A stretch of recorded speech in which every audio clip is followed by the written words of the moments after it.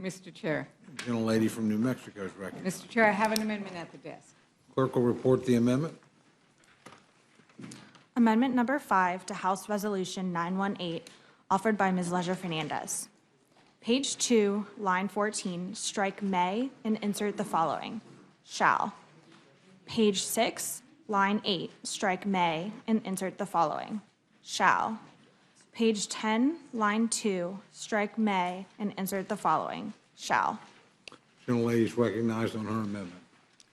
Thank you, Mr. Chairman. I think this is a follow-up to the earlier amendment about the need for open and transparency in this process. But going to Mr. Washington's thought is, how do we do that? And I think one of the ways we do that is require, not permit, but require that the committees hold open hearings. It's simple.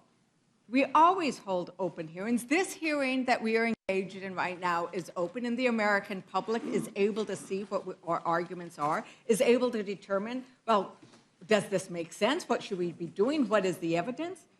We need that, because right now, in the evidence that we, as Congresspeople, have been able to see, we know that there's clear and compelling evidence in the 100,000 pages of documents and the hours of testimony that President Biden was not involved in and did not profit from his brother or his son's business dealings. So in response to Mr. Norman's concerns about where does that evidence lead, the evidence in the record actually already shows that there was no connection. It's available, though, in closed door hearings and transcripts and meetings that are not easily accessible to the public. Extreme MAGA Republicans seem to want to do their work behind closed doors and in secret. My amendment would simply require that we hold open hearings. We need open hearings because for 11 months, we've seen Republicans on these investigating committees distort the evidence they've received behind closed doors. Debunked, fact-checked, not true, distorted, mischaracterized, and misused. These are the terms that we keep seeing regarding the Republican statements about the record so far. Representatives Bober and Marjorie Taylor Greene are prime examples of misrepresenting the facts they hear behind closed doors. On July 31st, Representative Bober tweeted, I quote, "Devin Archer confirmed that the big guy participated in more than 20 of Hunter's shady business deals," close quote. That same day, Representative Marjorie Taylor Greene told a reporter that Devin Archer said he heard Hunter Biden speak to his father 20 times about only their business dealings. The transcript of what Archer actually said is that Archer told the committee that he did not, open quote, witness specific business deals or business dealings or specifics about any kind of financial stuff, unquote, between Hunter and his father. What did Archer say Joe Biden actually talked to his son about on these calls? Mr. Norman might be very interested in this, because what Archer actually says they talked about in those 20 calls is the weather, geography, how's the fishing? They were, in Archer's terms, casual conversation. The news articles reporting these discrepancies say the transcription shows the opposite of what Marjorie Taylor Greene and Lauren Boebert claim. Something that is the opposite of the truth could be described as distortion or simply a lie. Una mentira, as we would say in Spanish, a lie. Mr. Chairman, I request unanimous consent to enter into the record the transcript of the Archer's testimony. Without objection.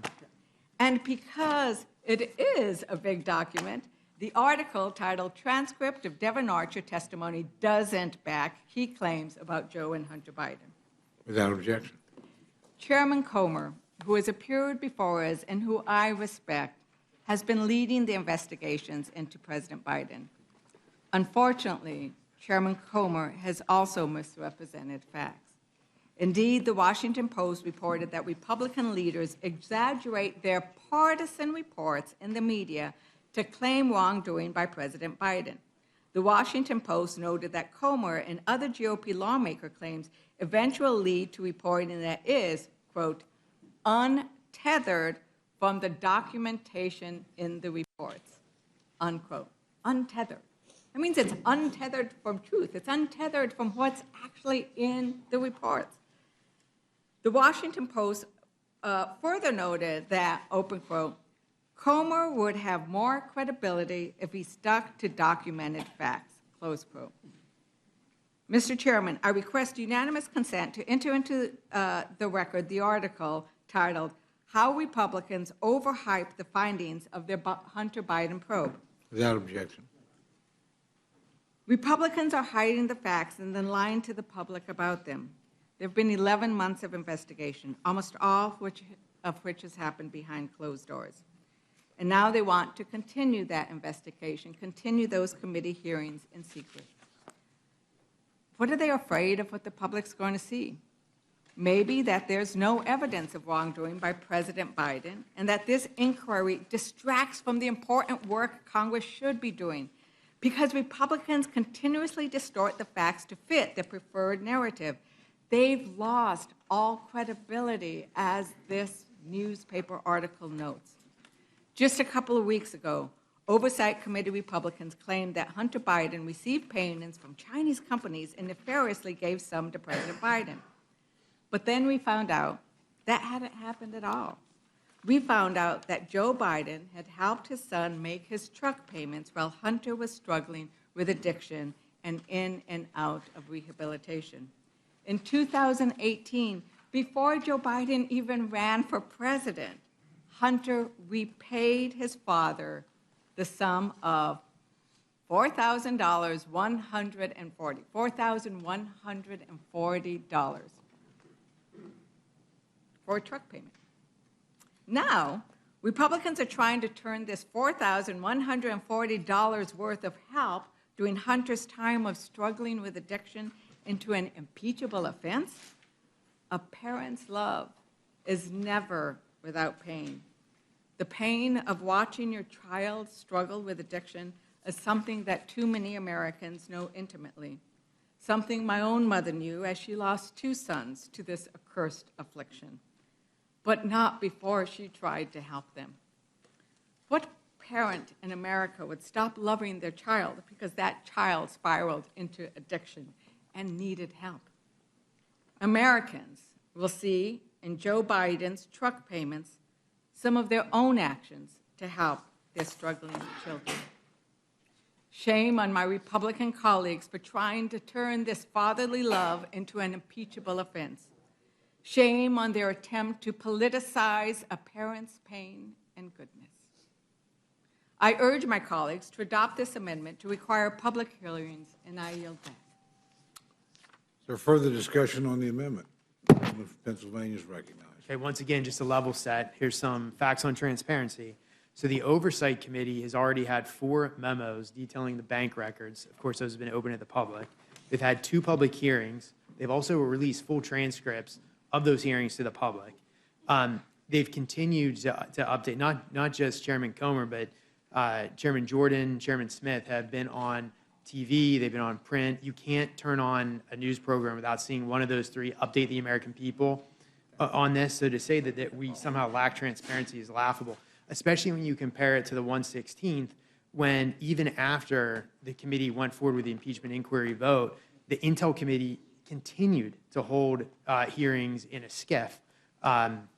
Again, so the transparency argument is laughable in the face of the 116th and in the actions of just the Oversight Committee. With that, I yield back. Is there additional discussion on the amendment? Yeah, Mr. Speaker, we can talk about memos. I got a memo here that disproves, basically refutes everything the gentleman just said. But I have a question. When are the transcripts going to be made public and released on the interviews? Does the gentleman know? That I don't know. Yeah. Okay. Well, maybe before the end of the hearing he could find out, because again, we talk about open and transparency. That's what we're talking about. I yield back. The gentlelady from Pennsylvania is recognized. Sure. I do think it's really important that this process, if it is to go forward, is open and transparent. I've already had personal experience with this process when David Weiss, special counsel, came in, sat for 7 hours of interviews. He offered to testify in public. That offer was rejected. And then we saw members of the judiciary come out and mischaracterize what, in fact, he had said in that interview. Mr. Reschenthaler is absolutely right. The 3 chairs of the committees conducting this sham impeachment inquiry have been all over the news, on Fox, on Newsmax, every night, mischaracterizing what they've found, mischaracterizing what witnesses have said. And that's why it's important that if this is to go forward, the American people be able to judge for themselves. There's a pattern and practice at this point of the Republican majority hiding what's going on, only cherry-picking the evidence that they want to move forward, disregarding when it's contradicted, even by their own witnesses. And I think it's really important that we adopt the gentlewoman from New Mexico's amendment. Is there further discussion? Mr. Chair, Gentleman from, just a quick observation that our Democrat, oh, I'm sorry. Michelle. Oh, yeah. gentleman from Texas recognized. That our Democrat colleagues in the Judiciary Committee on which I serve, Oversight Committee, I'm informed, are welcome to participate, do participate. Representative Goldman has participated in the proceedings. They're able to see transcripts, they're able to see the information in committees. That stuff has all been transparent and bipartisan within the committees. The timing on how that gets released, that's up to the committees in that conversation as we go through the continued investigation. That I also noticed, we're talking about people running to the press. Quick Google just shows a week before the presidential debate in 2020, Adam Schiff going on and saying, quote, "While we know that this whole smear on Joe Biden, with respect to the Hunter Biden laptop, I might add, comes from the Kremlin. Clearly, the origins of this whole smear are from the Kremlin, and the president is only too happy to have the Kremlin help and try to amplify it." That's what the American people have seen in terms of show horses going to the TV. I yield back. Gentleman from Colorado is recognized. I thank the chairman, and I suppose I'll pose the same question that I posed with respect to the amendment that I offered. I support Ms. Leger Fernandez's amendment, and so, for Mr. Roy or for Mr. Massey or any of my friends on the other side of the aisle who care to opine on this, all this amendment does is simply say that the committees, the 3 committees of jurisdiction that you all have decided are the committees of jurisdiction for purposes of this impeachment inquiry, Ways and Means, Oversight, and Judiciary, that they shall hold public hearings.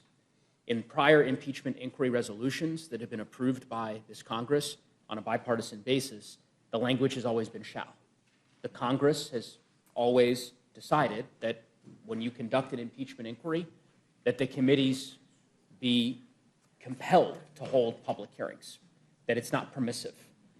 Republicans, for some reason, decided to delete that language. The shall language has been deleted from this resolution and instead has been replaced with may, giving your chairman of those 3 committees the discretion to decide whether or not to hold a public hearing.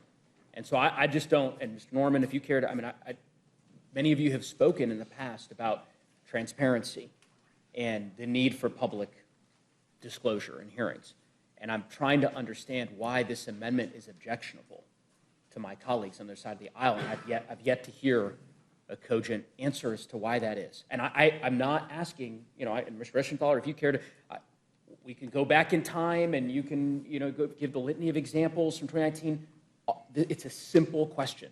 The 2019 impeachment resolution compelled the committees of jurisdiction to hold public hearings. This resolution doesn't, and I'm just trying to figure out why.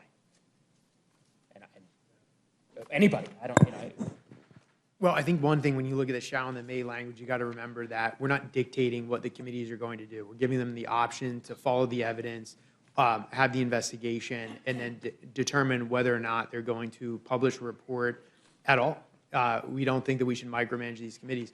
As far as the openness and transparency, again, everything has been out in the open and transparent. Going back to the 116th, we have to remember that even after the inquiry vote happened, the Democrats in the committees were still holding hearings in skiffs where you couldn't go out of the room and talk about what was happening, let alone the American people being able to watch. We've been very transparent now in the open. And lastly, if you want to talk about the 116 and go back in time, you got to remember that this committee was given less than 24 hours notice in the 116th of moving forward on the inquiry vote. We've been telegraphing this well in advance. We've been open and transparent, not only with the information, but also with the timing, and I yield back. And so I would just say to the gentleman, again, this is fairly straightforward and pretty simple, okay? The prior resolution, use the 2019 impeachment as an example. The language is this: the chair of the Permanent Select Committee on Intelligence shall designate an open hearing or hearings pursuant to this section, okay? House Republicans replaced the Intel Committee with oversight, understanding that your investigation is being conducted primarily through the Oversight Committee. And you deleted the phrase shall, and instead you put the phrase may. And my point, I don't think it's very complicated. I think most Americans who are watching, by the way, Americans who may agree with you, I think they're a very, very small minority. I think most folks understand that this is a political stunt. But even insofar as, Mr. Norman, you making the case that you believe that there needs to be an investigation, that there need to be public hearings, why delete the language that requires a public hearing? Wouldn't you want a public hearing? I don't understand why you deleted it. I'm going to go to Mr. Norman, because Mr. Ressenthaler, I've given you a couple opportunities. I always enjoy our colloquies, but I'm not getting much of an answer on this one, so maybe Mr. Norman might give me a... Well, as far as the wordsmithing of it, may or shall, or... It's a big difference. I get that. Here's what's going to happen. The results that's coming out of these committees, I don't dictate when the committees go in and what they do. You do, just through like the resolution. Donald Trump doesn't dictate what happens. All I know is the results will be transparent, and Ms. Gallen, I agree with you. Let's let the American people judge. And Ms. Leger Fernandez, you bring up Hunter's drug issues. Yes, everybody has problems, or a lot of people have gone through the same things. But everybody in America has to pay tax. Everybody has to account for money that they make. Everybody should not get the deal that Hunter Biden was trying to get. And I'll comment, you mentioned that his business associate said that probably the President Biden was talking about the wind and the weather. Here's the testimony from Devin Archer in one of the hearings testified that people would be intimidated to mess with Burisma legally because of the Biden brand. During the transcribed interview with Devin Archer, he described the Biden brand as a value to a company such as Burisma. Question, you keep saying brand, but by brand you mean the Biden family, correct? Archer, correct. Question, and that brand is what, in your opinion, was a majority of what the value that was delivered from Hunter Biden to Burisma? Answer, I didn't say majority, but I wouldn't speculate on percentages. But I do think that was an element of it. Mr. Biggs, when you say Biden family, sorry to cut you in here, I just wanted to get a clarification. You aren't talking about Dr. Jill or anybody else. You're talking about Joe Biden. Is that fair to say? Yes, that's fair to say. And that was the answer. I don't know any other clearer way to show and to be transparent. This is testimony. And if you go back, Mr. Goose, I mean, all the things that have been found and will, from what I understand, will be found, you can't erase LLCs. You can't erase the pseudonyms that Congressman Roy talked about in the texts and emails. You can't erase that. You can't erase the checks. He's got bank statements don't just drop out of the air and you can dispute it. So the transparency, I agree with. The fact of how it's being conducted and what will come out of it, I think the American people will judge. And the Biden family has gotten by long enough on this. Mr. Norman, I would say... I yield to you. And I would say... It's actually the gentleman from Colorado's time. I'm sorry. But no, that's all right. Look, and I'm going to give my colleague, Ms. Leger Fernandez, an opportunity to respond more substantively to some of your comments. But I would just simply say this. You keep on saying the American people have an opportunity to decide. They clearly will not under the process that you've designed. Just so we're clear, absolutely clear.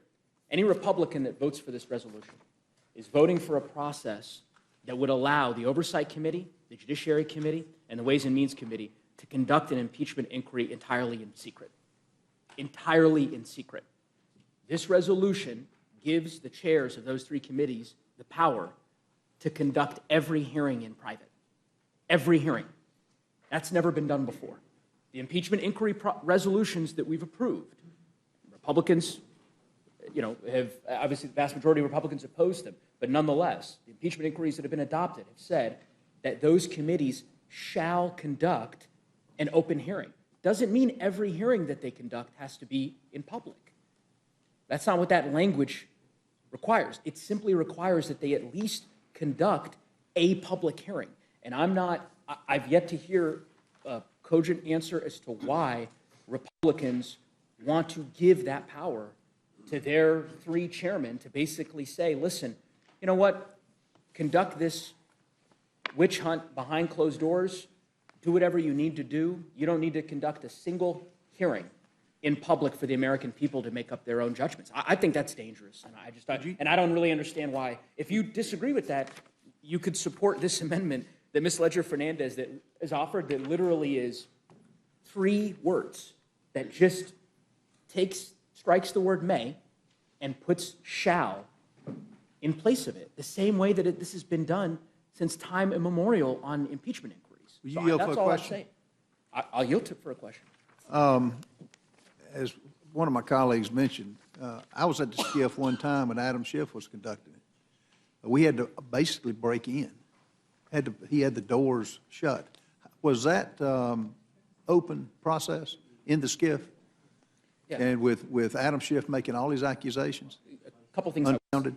A couple things I would say. So again, if you're using, let's say, the 2019 impeachment as a template or as a corollary, right? There were interviews that were conducted in classified settings and closed door. There were hearings that were conducted in public, right? We all know that. And Judiciary, I participated in numerous hearings with my colleague, Ms. Reschenthaler, and others in public. There were also interviews that were conducted behind closed doors. So I'm not making the argument that the entire process is one in which it conducted all through open hearings. All I'm saying is that this resolution doesn't require any of the committees to hold a single public hearing. And I don't really understand why you're so resistant to saying, Chairman Comer, we're going to start this inquiry, and during this process, you have to hold at least one hearing in public. That's a reasonable thing to ask of him. I would think the American people would expect that from Congress. And I'm not, again, I probably belabored this point, but it is nonsensical to me that Republicans wouldn't just say, yeah, you know what, this is a drafting error. Maybe it was a drafting error on your part, and we're going to include shall, because these committees, when considering something as weighty as impeachment, they should hold at least one of their hearings in public. But the fact that you refuse to tells me it's not a drafting error, and that this was intentional, the same reason you deleted open and transparent from the resolution, that you've decided that you're going to engage in a purely political process. And I think that Gentlemen, yield. Of course, I would yield to the Thank you very much. Let me just make a quick point, and I don't usually like to interject myself in debate, but as my friend said, you had open and transparent in the language last time, but not everything was in the open. And I'm not, some of this was classified. I'm not making any accusations of that, but a lot of it was not in the open. In this case, particularly the Ways and Means, may well be dealing with tax returns that would not normally be public. We all know they have the authority to do that. There is some sensitivity about using those words. In the end, we decided we trust the discretion of our chairman. We think they will do open hearings at the appropriate time. But there was some pushback about using this language because there would be times when, frankly, to protect witnesses or folks that accusations might be made, they might be looking at material that you would not, none of us would want shared in the open. So I don't, that may not satisfy my friend, but I just interject that as an explanation as to what some of the concern is. And again, I do make the point, and maybe that's just a different thought. We trust the chairman to do the right thing. You know, you maybe had a stronger feeling about, you know, control from the center of it or making certain things. We just don't operate quite that way. Again, we want these committees to operate independently. We trust the chairman to make the appropriate decision. So with that, I yield back to my friend. I thank him for yielding to me. I thank the chairman, and I'll yield to Ms. Leger Fernandez. So thank you very much, Mr. Chairman. And I think that what we are trying to do with this amendment is not require that every single proceeding be open.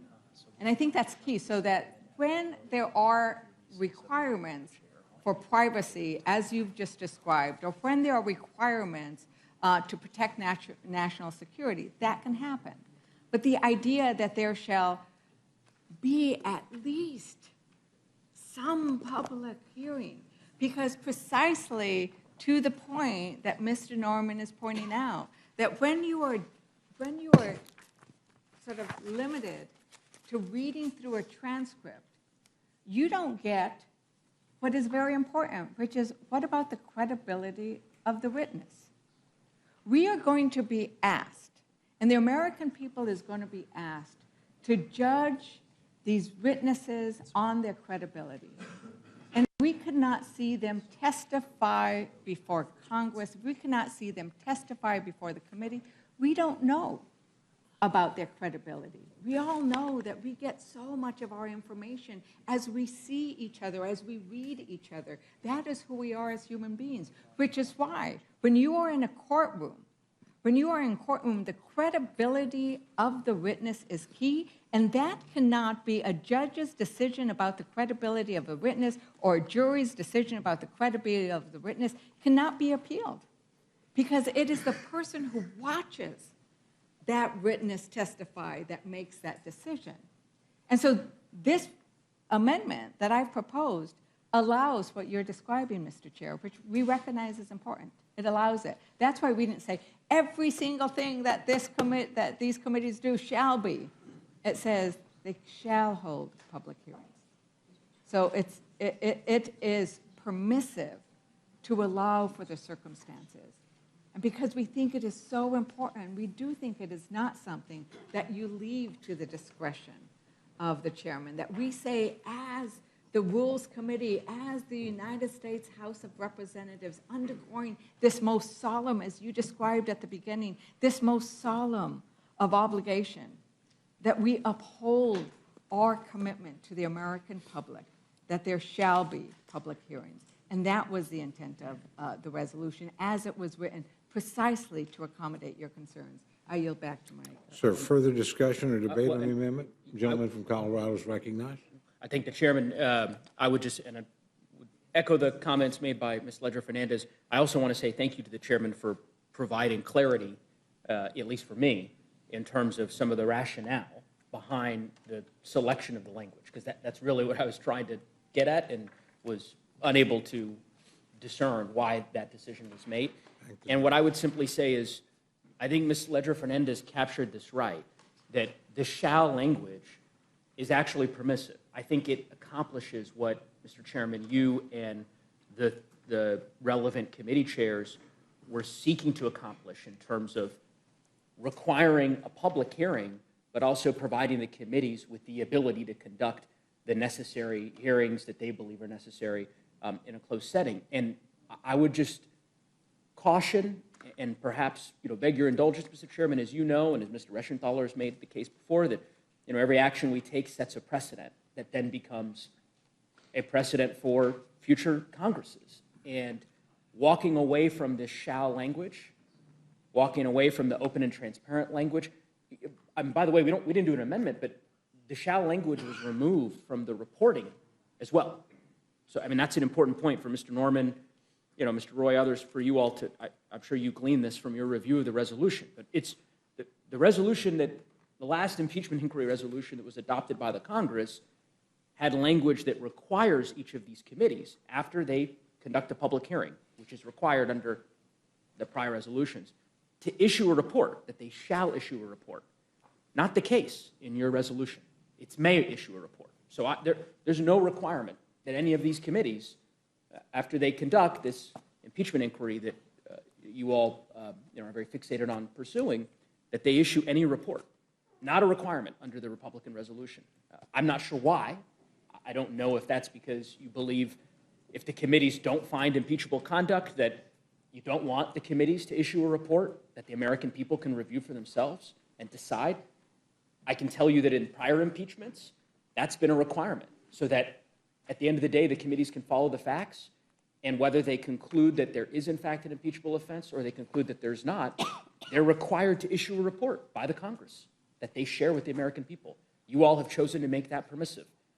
Excuse me, not permissive, but you've chosen to essentially make it an optional for the committees, just like public hearings are now optional for the committees, just like in an open and transparent process is optional for the committees. And so I would simply ask you to reconsider and perhaps give some pause to that. This language here is not, it is not a gotcha. It's just using standard language that's been used time and time before. And with that, I yield back, Mr. Chairman. Is there any additional discussion or debate on the amendment? Mr. Chair. Gentlelady from Minnesota is recognized. Chair, I yield my time to my colleague from Pennsylvania. Thanks for yielding me the time. I appreciate it. So to answer my friend from Colorado, look, the reason we have shall instead of may, we got to remember why there was shall language in the 116th. That's because Chairman Schiff wanted to do everything behind closed doors in the SCIF. So Speaker Pelosi had to change the language from may to shall to compel him to have this out in the open. We don't, that's the historical reason why the language was shall instead of may, if you go back to the 116th. We don't have that problem here because we've done everything out in the open. I just read a stat of how many hearings have been public, how many transcripts have been released, et cetera. And then as far as the shall language on issuing a report, we do not dictate a result to the committees that are investigating this. If there's nothing to report, then there's nothing to report. Frankly, you can make an argument that unlike the Mueller investigation, the airing of dirty laundry shouldn't have happened because there was a decision not to proceed. Now, I think the Democrats have changed the standard, so I like the idea that we do an inquiry and we release everything, whether or not there's a decision to actually impeach or not. Just again, I don't like that standard, but that's a standard that was set by Mueller, and it goes in the face of prosecutorial ethics and ways of conduct. But again, you change the standard, so we should be able to air the dirty laundry. But that's up to the committee chairs. We're not going to dictate to our committee chairs and predetermine an outcome. So that is why there's the difference here, and we're saying may instead of shall. With that, I yield back to the gentlewoman from Minnesota. Gentlelady yields back for any further discussion or debate on the amendment. Hearing none, the questions on the amendment, all those in favor signify by saying aye. Aye. Those opposed say no. No. The opinion of the chair, the noes have it. You could have voted, Mr. Chair. Voted, a roll call has been requested. The clerk will call the roll. Mr. Burgess. Mr. Burgess, no. Mr. Reschenthaler. Mr. Reschenthaler, no. Mrs. Fishbach. Mrs. Fishbach, no. Mr. Massey. Mr. Massey, no. Mr. Norman. Mr. Norman, no. Mr. Roy. Mr. Roy, no. Mrs. Houchin. Mrs. Houchin, no. Mr. Langworthy. Mr. Langworthy, no. Mr. McGovern. Mr. McGovern, aye. Ms. Scanlon. Ms. Scanlon, aye. Mr. Neguse. Mr. Neguse, aye. Ms. Leger Fernandez. Aye. Ms. Leger Fernandez, aye. Mr. Chairman. No. Mr. Chairman, no. Clerk will report the total. 4 yeas, 9 nays. And the noes have it. I need to interrupt at this point to advise the committee that the Rules Committee has business on the floor. So we will be recessing and we'll return at the beginning of the last vote series, after the last vote is cast on the floor, and resume the hearing at that point. So with that, the committee stands in recess.